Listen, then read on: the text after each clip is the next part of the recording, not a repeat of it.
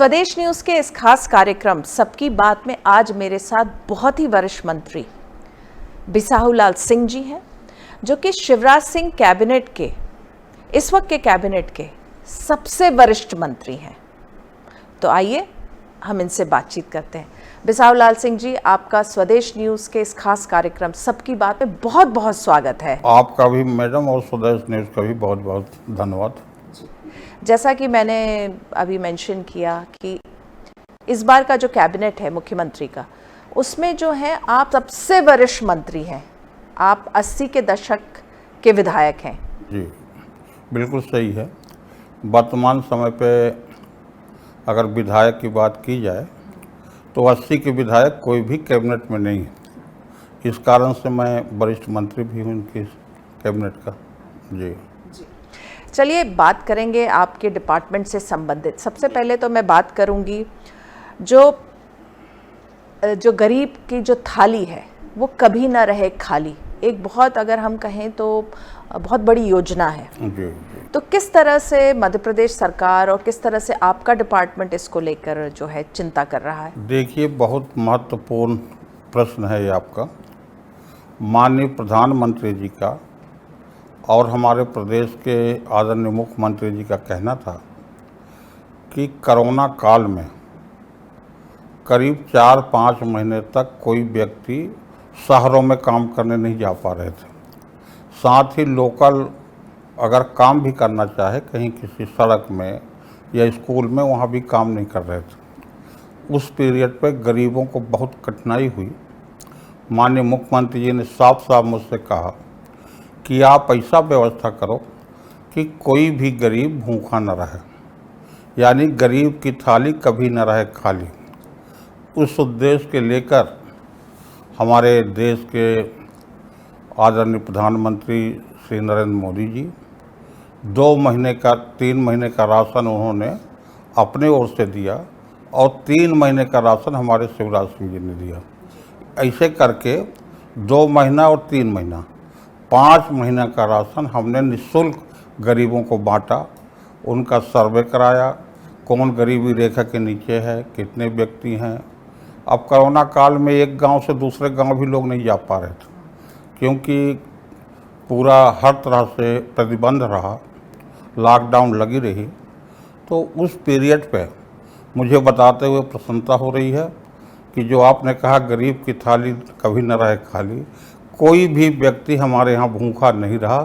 सबको हमने घर में अन्न पहुँचाया और उनका पूरा भोजन की व्यवस्था की थी। देखिए, राशन वितरण प्रणाली जो है उसमें सुधार की हर वक्त बात होती है। बहुत सारी जो बातें आती हैं, कई बार आता है कि थंब का सिस्टम नहीं होना चाहिए, फिर राशन सही वितरण हो रहा है कि नहीं, सही लोगों का नाम है कि नहीं, कहीं जो जिनको पात्रता नहीं है उनके भी नाम है लिस्ट में। तो इस तरह की बहुत सारी बातें हैं। तो उसमें किस तरह की सुधार की जो आप लोगों ने व्यवस्था की? हम लोगों ने हर दुकानों में पीओसी मशीन लगाया है और उस मशीन के माध्यम से राशन वितरण हो रहा है, किसी को कोई दिक्कत हो नहीं रही।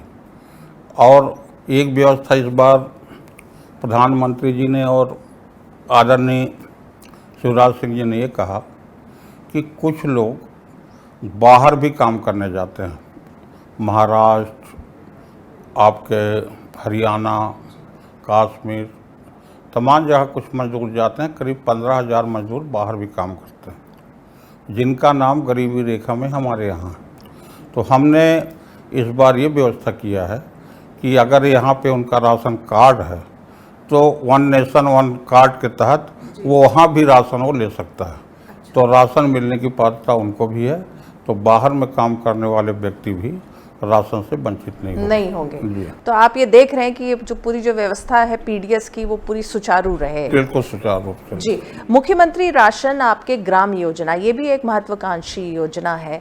तो इसमें जो किस तरह का वितरण है, किस तरह से है, इसमें एक बार एक चीज़ और देखने को आती, देखिए कई लोग जो होते हैं बहुत बुजुर्ग होते हैं, कई लोग जो है हैंडीकैप्ड होते हैं। तो क्या राशन उन के घर तक जाएगा? ग्राम की तो बात आप लोग कर रहे हैं, लेकिन क्या घर तक पहुंचेगा? देखिए, इस बार माननीय मुख्यमंत्री जी ने और हमारा विभाग ने किया है कि खासकर आदिवासी अंचल हमारे यहाँ 89 ब्लॉक आदिवासी ब्लॉक, और आदिवासी लोग कहीं दूरी दूरी घर बना के रहते हैं, कहीं टेकरी में घर बना लिए, कहीं पहाड़ी में बना लिया, तो गांव दूर दूर रहता है उनकी टोला मोहल्ला। तो हमने इस बार ये तय किया है कि 89 ब्लॉक पे हम घर घर राशन पहुंचाने का योजना बनाएं। 89 ब्लॉक में वहाँ के जो बेरोजगार लड़के हैं उनको हम एक एक गाड़ी दे रहे हैं, उसका फाइनेंस मध्य प्रदेश सरकार कर रही है, और उसी गाड़ी में जो मिनी ट्रक होगा उसके माध्यम से राशन भर के पूरा घर घर उनका राशन पहुंचाया जा रहा है। तो ये बहुत बड़ी योजना है कि गरीबों को उनके घर में राशन प्राप्त हो रहा है, तो ये राशन का काम हमारा चलता रहे। चलिए गेहूं उपार्जन की बात करते हैं, उसका जो है किस तरह का लक्ष्य रहा, आप लोगों ने क्या टारगेट सेट किया था और किस तरह के अभी क्या हो रहा है? मुझे ये बताते हुए प्रसन्नता हो रही है कि पूरे भारतवर्ष में अगले वर्ष हमने गेहूं उपार्जन सबसे ज़्यादा किया है। 129 लाख मैट्रिक टन हमने किया था, जो एक रिकॉर्ड है भारतवर्ष का। इस वर्ष भी मैं समझता हूं कि अभी 4 तारीख से गेहूं उपार्जन का काम हम शुरू कर रहे हैं पूरे प्रदेश में। 28 तारीख को सिर्फ इंदौर और उज्जैन संभाग में हमने चालू किया था। 4 तारीख से पूरा प्रदेश में गेहूं का उपार्जन खरीदी का काम चालू होगा। इस बात की प्रसन्नता है कि इस साल हम जो रेट रखे हैं खरीदी का, उससे भी ज़्यादा रेट मार्केट में मिल रहा है किसानों को। हम तो 21 रुपये 40 पैसा में गेहूं खरीद रहे हैं, पर मार्केट में 2300-2400 रुपये में गेहूं बिक रहा है। तो मुझे ऐसा लग रहा है कि इस साल किसान हमारे यहाँ कम आएंगे मंडी में, क्योंकि उनको 200 रुपये ज़्यादा भाव मिलेगा, जहाँ ज़्यादा भाव मिलेगा वहीं बेचेंगे। फिर भी पूरी व्यवस्था है, किसी तरह की कोई दिक्कत नहीं है। किसान जब चाहें हमारे यहाँ गेहूं बेच सकते हैं, हम उनके एक एक गेहूं की दाना खरीदेंगे। मतलब आप कहना ये चाह रहे हैं कि प्रदेश का जो किसान है वो इस बार जो है गेहूं का जो फसल हुई उसके बाद जो है वो खुशहाल है? जी, बम्पर उत्पादन हुआ है इसलिए खुशहाल है जी। अन्न उत्सव करती है मध्य प्रदेश सरकार हर महीने के 7 तारीख को, वो भी एक काफ़ी महत्वाकांक्षी योजना है और उसके भी काफ़ी वो अगर हम देखें तो वो भी काफ़ी सफल रही है। 7 तारीख को प्रत्येक माह के अन्न उत्सव का कार्यक्रम पूरे जिले में किया जा रहा है और हर दुकानों में अन्न उत्सव मनाया जाएगा। वहाँ विधिवत माननीय प्रधानमंत्री नरेंद्र मोदी जी और शिवराज सिंह जी का फोटो लगेंगे, बैनर उसमें लगेंगे, वो दुकान की रंगाई पुताई की जाएगी, वहाँ पे रंगोली बनाया जाएगा और ढोल धमाका के सहित अन्न उत्सव यानी अन्न वितरण का काम प्रत्येक पीडीएस की दुकान में इस बार हम लोग कर रहे हैं।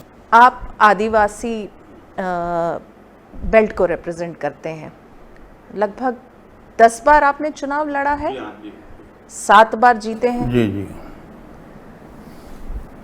अब अगर हम राजनीतिक बैकग्राउंड की बात करें तो जिस तरह से बीजेपी, पहले तो कांग्रेस हर वक्त ट्राइबल बेल्ट की बात करती ही थी, लेकिन इस बार देख रहे हैं कि पिछले कई महीनों से हम देख रहे हैं कि बीजेपी भी ट्राइबल वोट बैंक पे बहुत फोकस कर रही है, तो इसको आप किस रूप में देख रहे हैं? देखिए मैडम, ये बात सही है।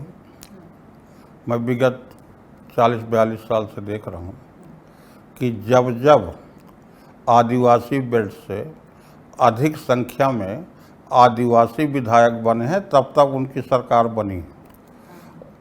कांग्रेस की सरकार पूर्व में बनने का यही कारण था कि 47 जो रिजर्व कंस्टिट्यूंसी हैं वहाँ पे 30 से ऊपर विधायक जीते कांग्रेस से, इसलिए कांग्रेस की सरकार बनी। इस बार भी कमलनाथ के सरकार बनने का यही कारण था। 30-31 विधायक कांग्रेस के जीते, इसलिए उनकी सरकार बन गई, परंतु वो सरकार नहीं चला पाए। सरकार न चलाने का सबसे बड़ा कारण ये था, जीते तो 30-31, और जो ट्राइबल बेल्ट है, खासकर गोंडवाना जो आपके जबलपुर, बैतूल, बालाघाट, शहडोल, उमरिया है, मात्र एक आदमी को मंत्री बनाए सिर्फ डिंडौरी से। तो जितने आदिवासी रहे उसमें काफ़ी असंतोष फैला और यही कारण था सब लोगों ने कहा कि कमलनाथ को अब गिराना है और उनकी सरकार चलेगी। तो जब जब आदिवासी जिस पार्टी का साथ ज़्यादा से ज़्यादा देते हैं उनकी सरकार बनती है। और इस बार मुझे इस बात की प्रसन्नता है कि आदरणीय शिवराज सिंह जी आदिवासियों को एक कर रहे हैं। बड़े बड़े कार्यक्रम आप यहाँ देखे होंगे, भोपाल में भी मोदी जी को बुला के आदिवासियों के लिए तमाम घोषणाएं की। आपके जबलपुर में अमित शाह जी आए, मंडला में शिवराज सिंह जी गए। तो आज इनके प्रयास से आदिवासी खासकर बैगा, भारिया, सहारिया लोगों को 1,000 रुपया हर परिवार को दिया जा रहा है। ये 1,000 रुपया मिलता है, मुफ्त में राशन मिलता है। आदिवासी क्षेत्र में जो जहाँ बसा है उनको भूमि की आवंटन की जाती है। आज पेशा कानून बनी है जिसमें पूरे अधिकार आदिवासियों को दिए जा रहे हैं। तो आदिवासी इस बार काफ़ी खुश हैं और मैं समझता हूं कि आने वाले समय भी आदिवासी भारतीय जनता पार्टी के साथ रहेगी। आपने एक पूरा जो है विश्लेषण करके बताया कि जब जब आदिवासी वोट बैंक मतलब जहां से आदिवासी जीत के आते, जितने ज़्यादा विधायक जीत के आते उसकी सरकार बनती है। तो 2023 अब दूर नहीं है। अगर हम देखें तो बीजेपी कांग्रेस दोनों ने कमर कस ली है। अभी कांग्रेस में जो हम देख रहे हैं लगातार जो बैठके का दौर अब कांग्रेस में भी शुरू हो रहा है। कांग्रेस ने दोबारा से ये एक घोषणा की है कि कमलनाथ जी के नेतृत्व में ही 2023 का जो है विधानसभा चुनाव लड़ा जाएगा। कैसे देख रहे हैं आप इस पूरे? आदरणीय कमलनाथ जी जब कांग्रेस का चुनाव हुआ तो इन्होंने एक वचन पत्र बनाया था। उसमें पहला पॉइंट ये था कि अब बेटियों की विवाह के लिए 51,000 रुपये दिया जाएगा। प्रदेश में 15 महीना सरकार रही, एक भी बेटियों को, मैं खुद यहाँ पे कमलनाथ के सरकार में अब्दुल्लागंज में करीब 100 जोड़ों का शादी कराने गया था, मुझे भेजा गया था और सब लोगों ने अर्जी दी। करीब 100 लोगों ने, आज तक उसको पैसा नहीं मिला अब्दुल्लागंज में 51,000। तो घोषणा निरर्थक रही। दूसरा इन्होंने ये कहा था कि आदिवासी जिस जमीन पर रह रहा है अगर उसका कब्जा नहीं है, पट्टा नहीं है तो उनको देंगे, चाहे वो वन भूमि का हो चाहे राजस्व भूमि का। एक भी आदिवासियों की इन लोगों ने पट्टा नहीं दिया। इस तरह से तमाम जो घोषणा किए थे ये घोषणा पूरा नहीं किए। इसलिए आदिवासी समाज कांग्रेस से अलग हो गया और ये फिर प्रयास कर रहे हैं कि आदिवासियों को जोड़ें। अगर आदिवासियों के हित के कल्याण के कार्य कोई भी पार्टी नहीं करेगी तो उसकी सरकार नहीं बनेगी। आप जिस तरह से बता रहे हैं तो कमलनाथ जी की सरकार जो गिरी और आप जैसे जो 22 विधायक गए, कई लोग तो सिंधिया जी के साथ गए, आप तो हालांकि इंडिपेंडेंटली गए थे। आप तो खुद आपने जाके उस समय मुख्यमंत्री नहीं थे, लेकिन आपने शिवराज सिंह चौहान जी से कहा कि आप वहाँ बीजेपी में आना चाहते हैं।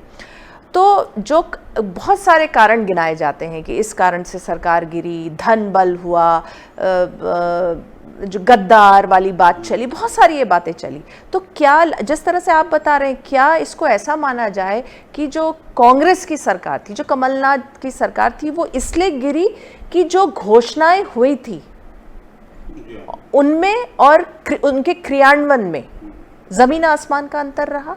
क्या ये कारण था? देखिए, सबसे बड़ा कारण नहीं रहा।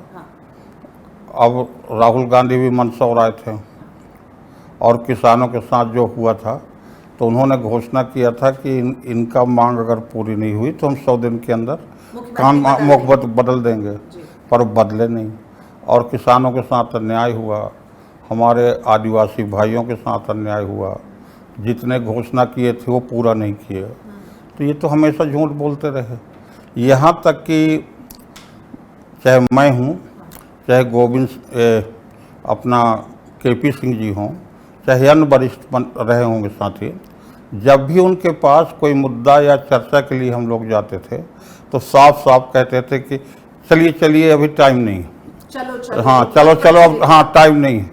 तो इसीलिए हम लोग 15 महीना तक देखे और जब वो कुछ नहीं हो रहा तो हमने भी कहा चलो कांग्रेस साफ चल दी। तो मुझे एक बात बताइए, जब आप गए थे शिवराज सिंह चौहान जी के पास और आपने कहा था कि आप कांग्रेस से बीजेपी में आना चाहते हैं, तो आपके मन में क्या ख्याल था? आप अकेले गए थे और आपने क्या सोचा था? ये पब्लिक, हमारे यहाँ की जनता बहुत जागरूक है और सब चाहता है कि समुचित विकास होना चाहिए, हमारे यहाँ काम होना चाहिए।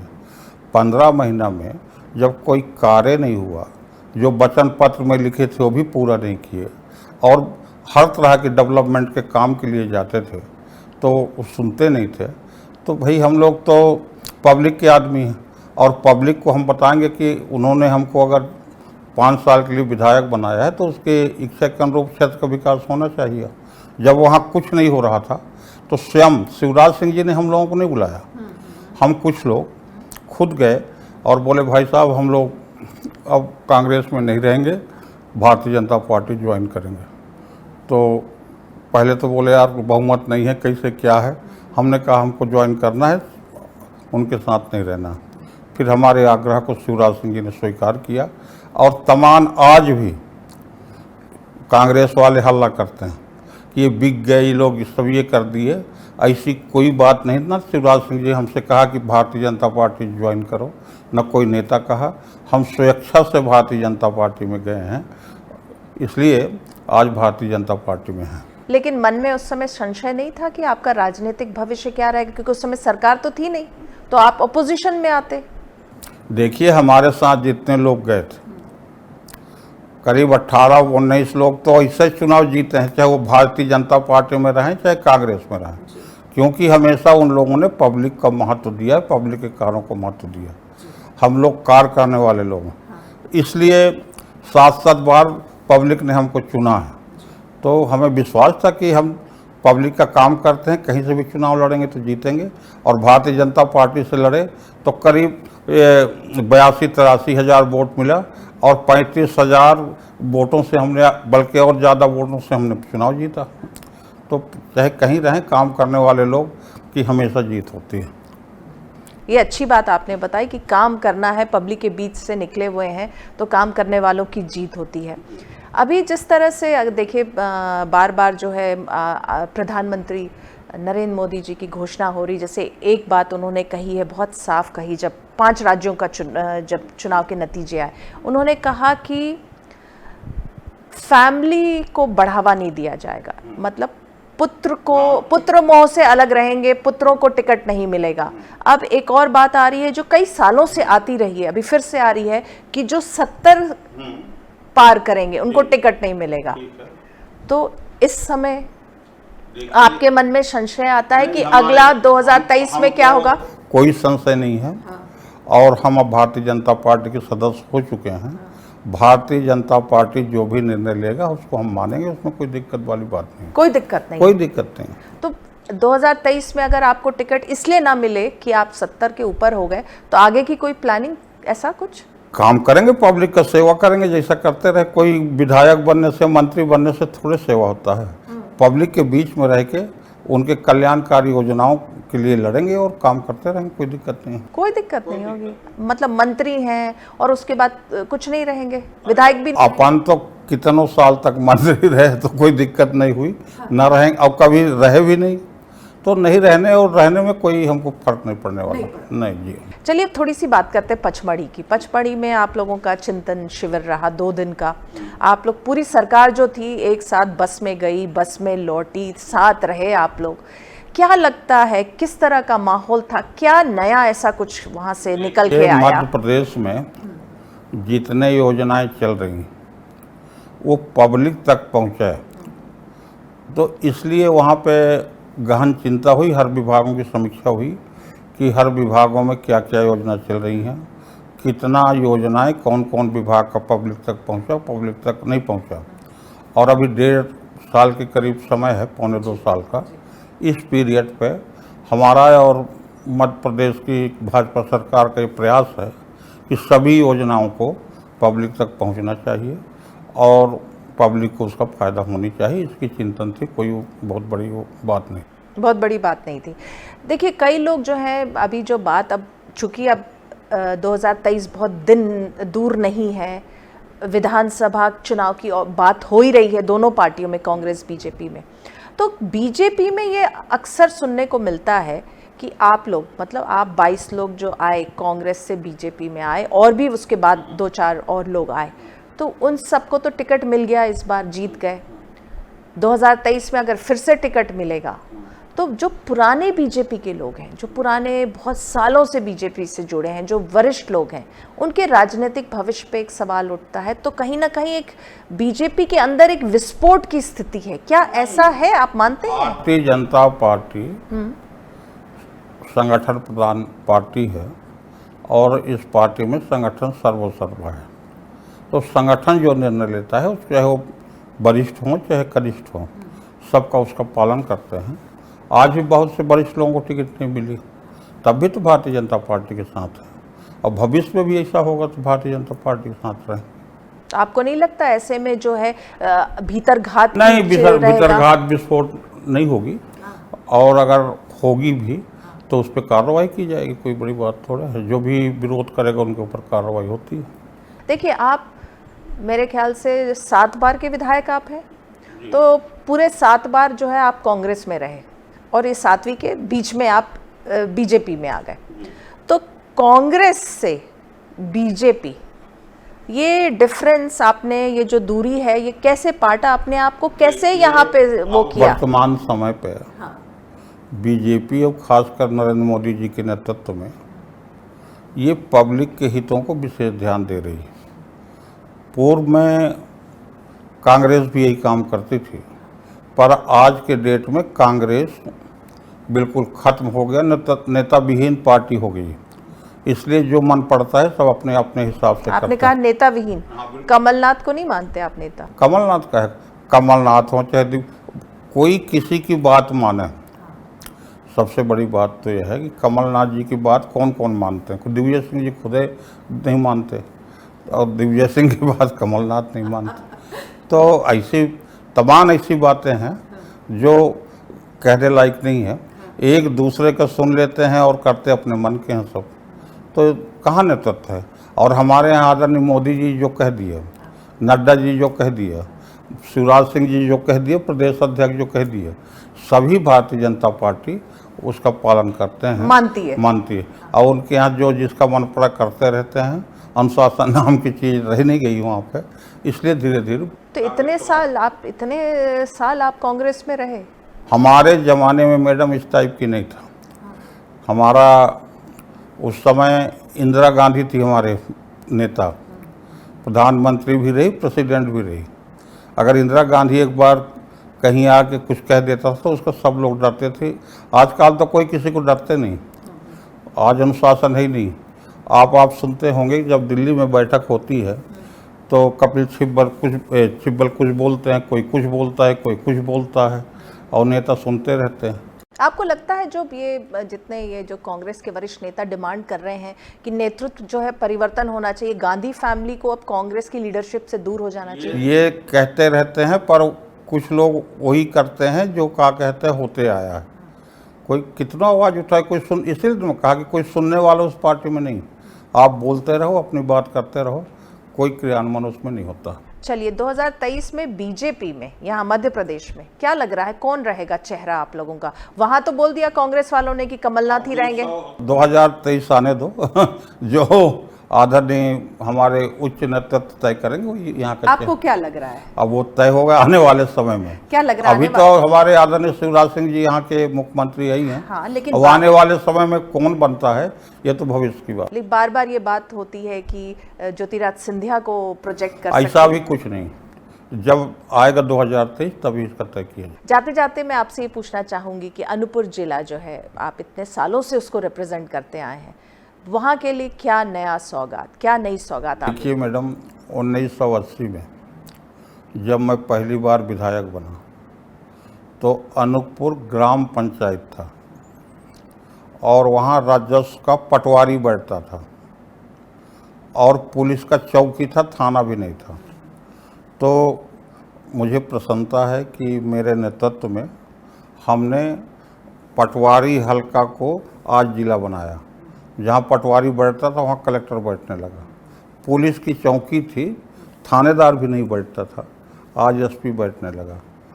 ग्राम पंचायत था तो आज नगर पालिका बन गई। तो इस तरह से अनूपपुर को हमने धीरे धीरे आगे बढ़ाया है।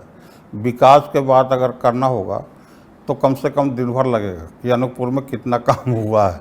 आज हर गांव में सड़कें हैं, हर बड़े बड़े नदियाँ, सोन, टिपान, एलान जो बड़े बड़े हैं, सब में बड़े बड़े 7-7 करोड़ के पुल हैं। हर गांव को हमने सड़कों से जोड़ा। हमारे ज़माने में हैंडपम्प भी नहीं होता था, आज नल जल योजना से हर गांव को जोड़ रहे हैं। एक भी अस्पताल नहीं था, आज सैकड़ों अस्पताल वहाँ खुल गए। स्कूल नहीं था, मैं खुद बाहर जाके पढ़ा रीवा में, जब एमए करना था तो रीवा गया था, और आज 3 किलोमीटर पर हायर सेकेंडरी हाई स्कूल हमने खोला। तो अनूपपुर के पब्लिक इसीलिए चाहती है और कह रही है कि आप जहाँ से भी चुनाव लड़ोगे आज हमेशा जीतोगे, चाहे किसी पार्टी से लड़िए। तो मुझे अनूपपुर की जनता को असीम प्यार मिला है, स्नेह मिला है, इसलिए अनूपपुर की जनता के साथ में अन्याय किसी ढंग से नहीं होने दूंगा, इतना मैं आपके वादा करता हूँ। और जो भी अनूपपुर की जनता चाहेगा उस हिसाब से अगले बार चुनाव लड़ूंगा। जी बिल्कुल बिल्कुल। चलिए, आपने स्वदेश न्यूज़ के सबकी बात को अपना समय दिया, इतनी अच्छी आपने बातचीत की, आपका बहुत बहुत धन्यवाद। बहुत बहुत धन्यवाद मैडम, आपको और आपके चैनल को। जी, तो दर्शकों फिलहाल इतना ही। अगले एपिसोड में हम एक बार फिर से मुलाकात करेंगे एक नए मेहमान के साथ। तब तक के लिए दीजिए हमें आज्ञा। नमस्कार।